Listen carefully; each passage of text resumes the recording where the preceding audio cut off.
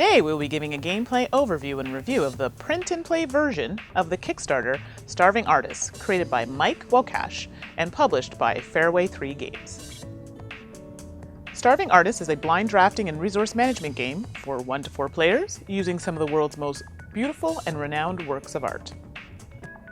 Gameplay is approximately 40 to 60 minutes and is for ages 12 and up.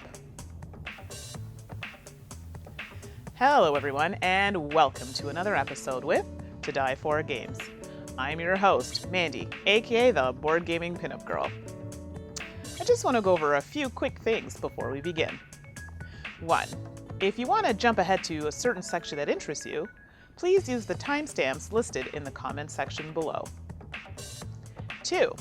You'll also find all of our social media links and pages in the comment section below, in case you want to see what else we're up to. And 3, please don't forget to subscribe to our channel. We would really love and appreciate it. So I've got Starving Artists all set up and ready to go, so let's jump right in.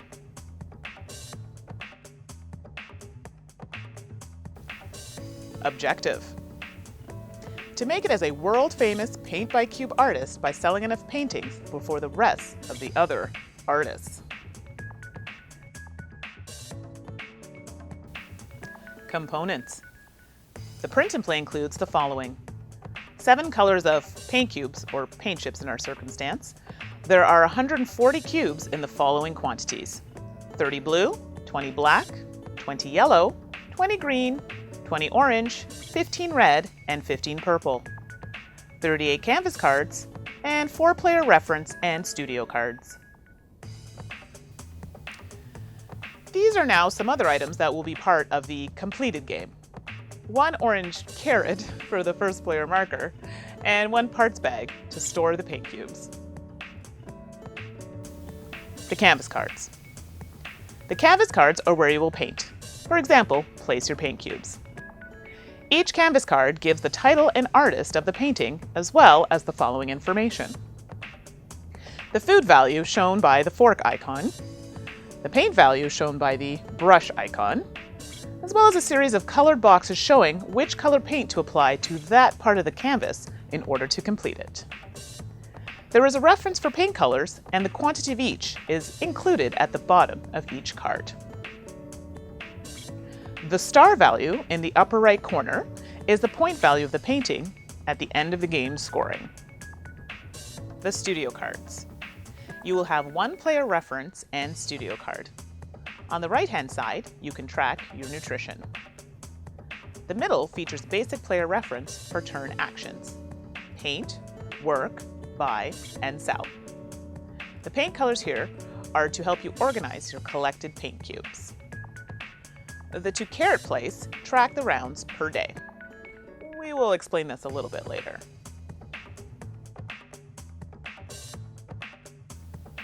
Setup. At the start of each game, the youngest player gets the carrot. He or she is the first player. Each player receives a yellow marker and a studio card. Place the yellow marker on the highest nutrition level on the studio card. Put all of the paint cubes in the bag. Starting with the first player, each player draws the 6 paint cubes from the bag. Shuffle the canvas cards and place them face down in the middle of the table. Turn over 3 canvas cards in the canvas market and place them in a line next to the canvas card deck. When you buy canvases, they are shifted to the right, and a new one is turned over and placed beside the deck.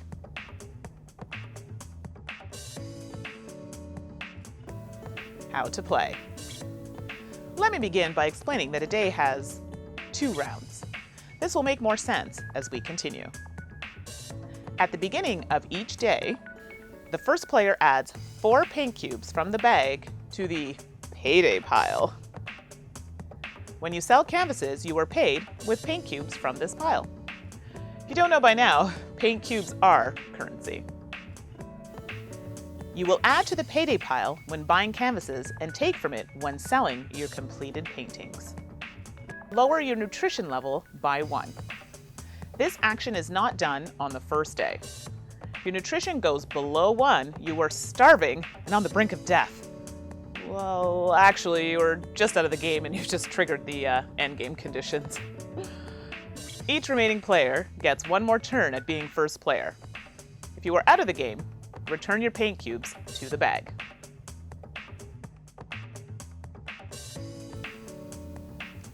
Player actions. Each day consists of 2 rounds of player actions.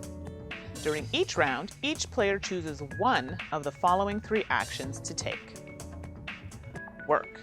You may randomly draw 3 new paints from the paint bag and add it to your studio. Paint.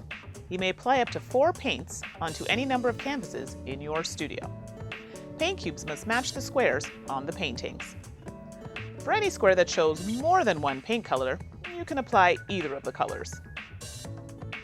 Buy a canvas. You may purchase 1 canvas from the canvas market using paints in your studio. The cost is based on their distance from the canvas card deck. The cost of the card closest to the deck is 3 paint cubes. The cost of the middle card is 2 paint cubes, and the card furthest from the deck costs 1. Remember, paint cubes used to purchase a canvas are placed in the payday pile. We also have to remember to shift the canvas market and draw back up to 3. Free actions. I love free stuff. In addition to 1 mandatory player action, you may do 1 of the following free actions per day on your turn. You may trade for paint cubes from your studio for 1 from the payday pile as follows. 2 paint cubes for 1, 5 paint cubes for 2, or 9 paint cubes for 3. Reset the canvas market.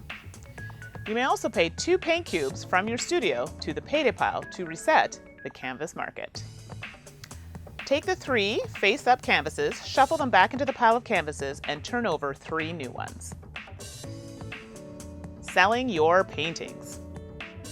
At the end of the day, you may sell any completed paintings. You do not have to sell your paintings and may choose to wait for a better selection of paint cubes in the payday pile. Starting with the first player and proceeding clockwise, players announce whether they are selling 1 or more of their completed paintings, and if so, which ones they are indeed selling.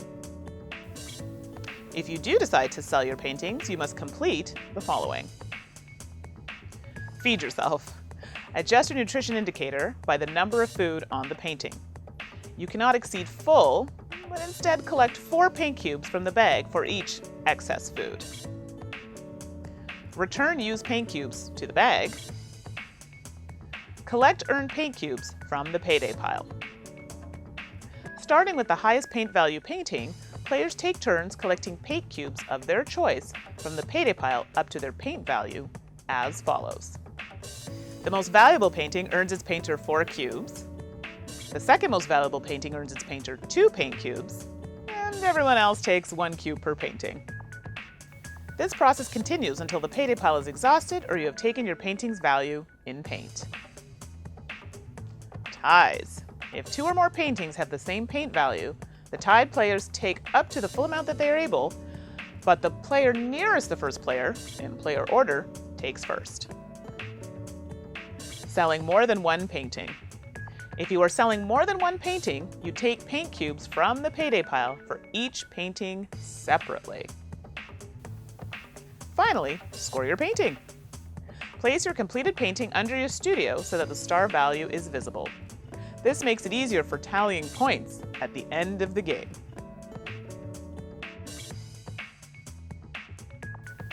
End of the round.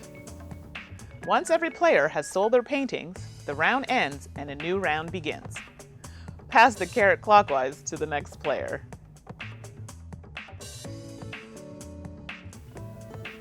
End of the game. If any player's nutrition marker moves below 1, then that player starves.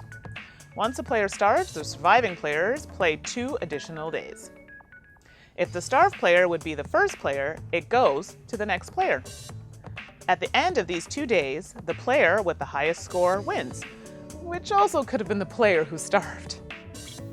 If no player starves, the game ends when a player becomes a famous Master Painter by earning the most points.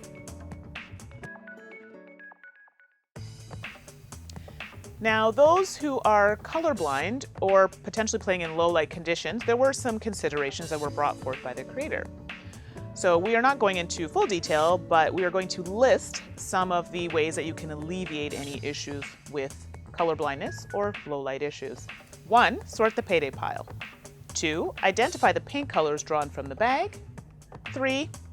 Don't worry about the specific boxes as long as the mounts are correct. Some optional rules that were provided are color study. As your free action in a day, you may turn in 4 paint cubes of the same color in exchange for any color of your choice from the bag. You may do this action instead of your standard trade, which is a free action. Last Supper.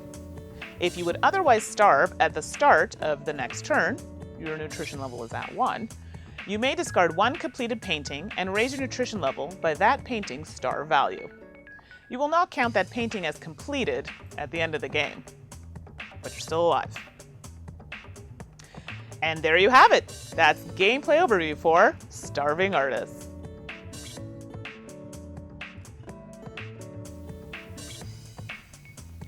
So now we're ready to review Starving Artists.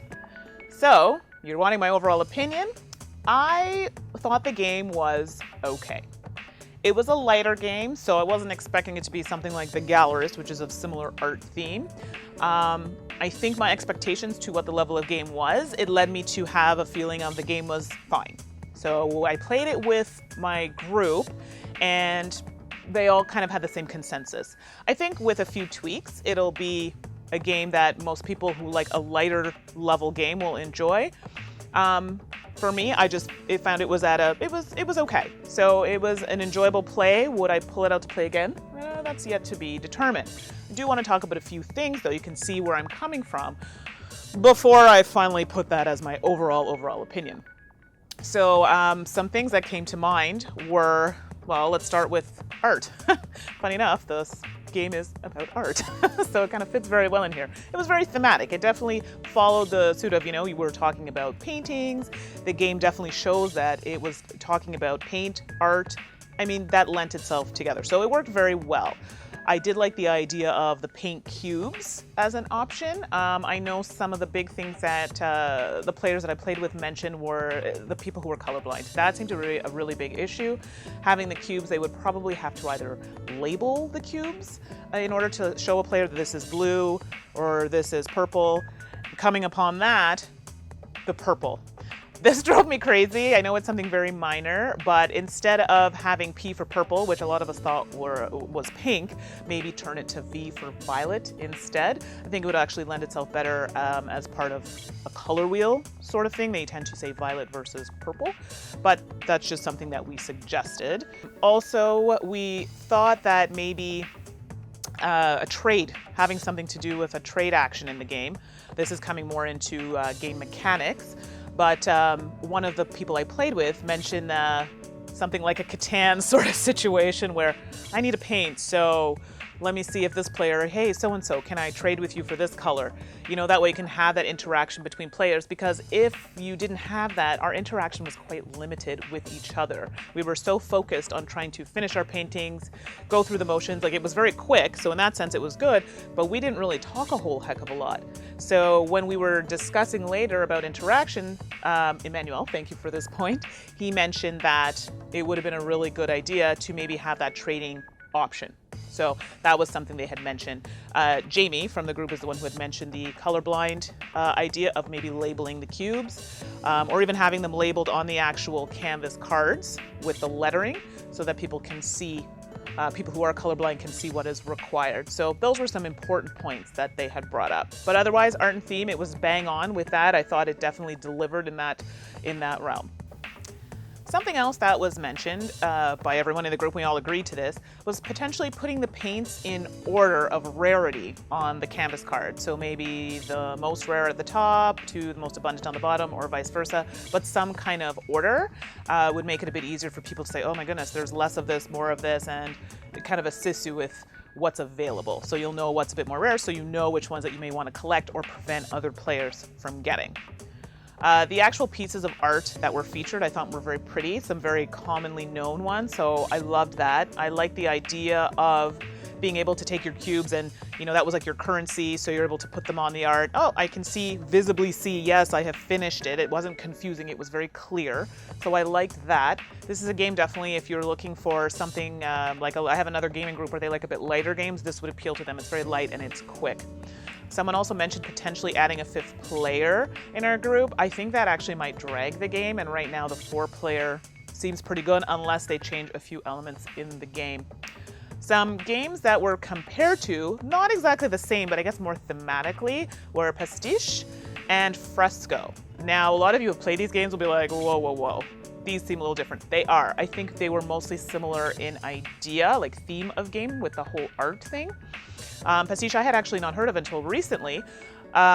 A lot of it was very similar with the exception of the starving part, so you don't have an artist that starves, but they talk about colors, using color cards to paint your painting. However, they do have the trading aspect in that game, which I like.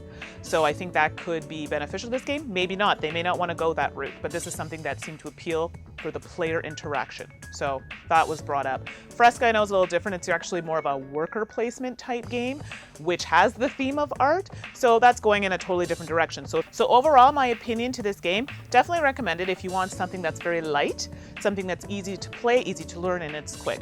For me personally, I will not be adding this game to my collection, but I could definitely see why it would appeal to others.